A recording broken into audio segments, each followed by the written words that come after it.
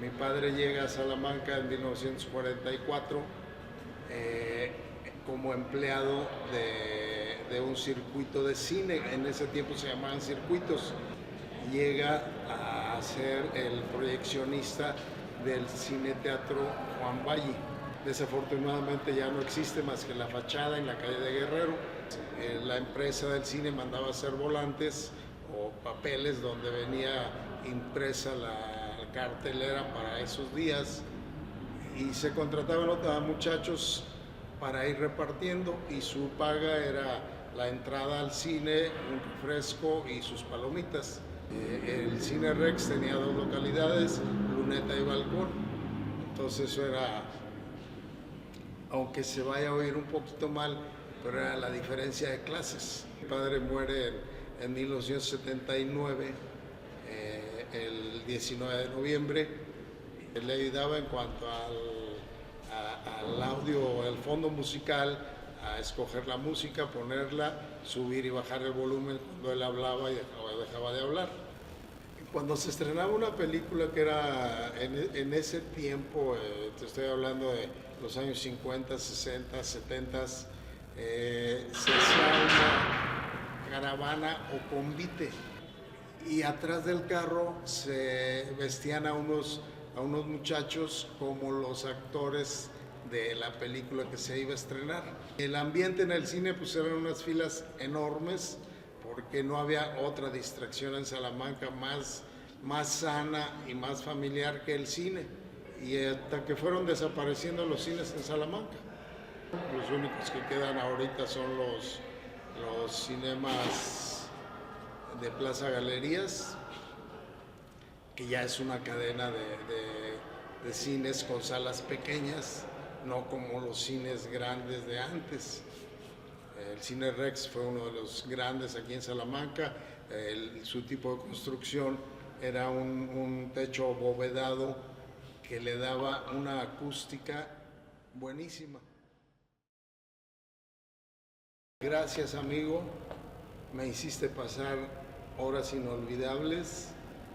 Toda mi infancia, parte de mi juventud, estuve contigo y estuviste tú conmigo.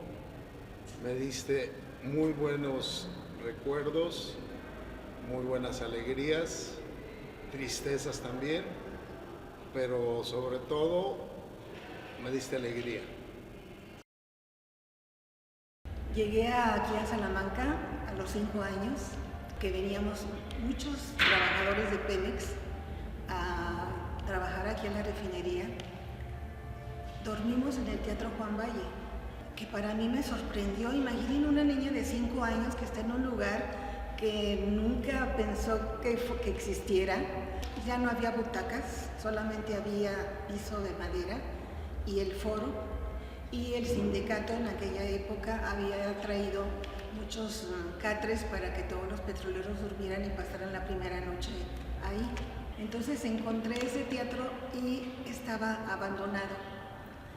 Cuando yo me decidí a escribir sobre ese libro, entonces yo empecé a investigar desde cuándo lo habían empezado a construir. Me puse la mochila en la espalda y empecé a recorrer personajes que todavía cantaron en ese teatro. Ya el teatro ya no funcionaba, ya estaba cerrado, estaba abandonado, lo tenían como una bodega y fue para mí algo muy significativo. Y esa fue la ocasión en que, el motivo para el cual yo empecé a escribir sobre el teatro. Ahí se va a destruir, ahí se va a terminar. Y marcó una época de oro en la cultura de Salamanca, que debe de seguir subsistiendo. Aquí mismo en Salamanca no tenemos actualmente un teatro. Sigue durmiendo.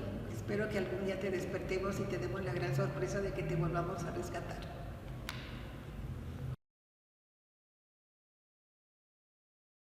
Tenemos que juntarnos todas las amigas y ya que pasábamos por cada una ya nos íbamos al cine.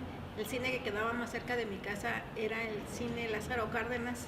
Casi siempre íbamos a la matiné en las mañanas a ver películas de Capulina, de Rocío Dúrcal, iba con mi novio y a mi novio le gustaban todas las películas de terror.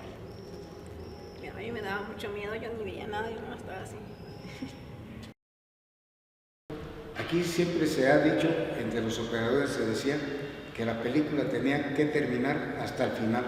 Fuera como fuera, si la película venía muy maltratada, que había ocasiones en que se reventaba la proyección porque venían las perforaciones de la cinta ya muy maltratadas de tanto y tanto proyecciones en diferentes cines, que poco a poco las películas se iban deteriorando. Es decir, si yo sabía que la película venía en buen estado, desde que comenzaba el rollo a pasar la película 1h30, 1h40, 2 horas, yo me confiaba que la película estaba pasando bien. Las secuelas, pegar rollo en rollo, de rollo en rollo, hasta alcanzar. Cada rollo era de 20 minutos y los pegábamos en la bobina grande que les mencioné al principio para que fuera con proyección continua de 2 horas, porque la película se reventaba y la película se quedaba en blanco, se quedaba la pantalla en blanco, perdón, ya sea porque se atoraba la cinta en el proyector y se quemaba, se hacía como chicharrón, se hacía como bolitas ahí se veía en la pantalla, obviamente grande todo lo que era en un cuadro de 35 milímetros se quemaba, se veía así como si fuera humo, como si fuera gelatina en la pantalla. Como las paredes acústicas era pegado un cine con el otro, lo que de repente no agradaba y que si lo alcanzaban a notar es que de una sala a otra se alcanzaba a ver un poquito el sonido de una de las salas, de la 1 a la 2 o al contrario de la 2 a la 1. La experiencia de trabajar como yo lo hice en todos los puestos de un cine que puede tener, las plazas como empleado y como operador, pues no se diga, excitante, agradable, muchos adjetivos que yo podría calificar mi trabajo como tuve yo como operador, y era la palabra que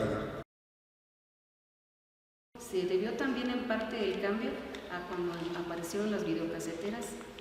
Ya en lugar de la gente de llevarse a toda su familia a hacer un gasto fuerte, porque era el boleto, las palomas, el refresco, a lo mejor un dulce o qué sé yo, los transportes, si no tenían carro, pues taxis o algo. Entonces la gente, en lugar de hacer un gasto de ese tamaño, preferían en su casa ver una película toda la familia. Pero ahí entra algo que yo creo que nunca va a dejar de gustar del cine, que va uno al cine y es un ambiente acogedor, agradable, está exprofeso, ¿sí? Silencio, oscuridad, para poder apreciar aquello que uno va a disfrutar. Por mi gusto, yo creo que yo nunca voy a dejar de ser cinéfila. A mí el cine me gusta mucho. Sí veo películas en mi casa, pues hay muchas plataformas ahora, pero no dejo de sentir atracción por el cine todavía. Y creo que nunca va a dejar de tener gente. A todos nos gusta el cine, a la mayoría. Hay gente que no lo valora, pero los que lo conocimos en su momento sí. Y que siga adelante, que sigan los cines existiendo.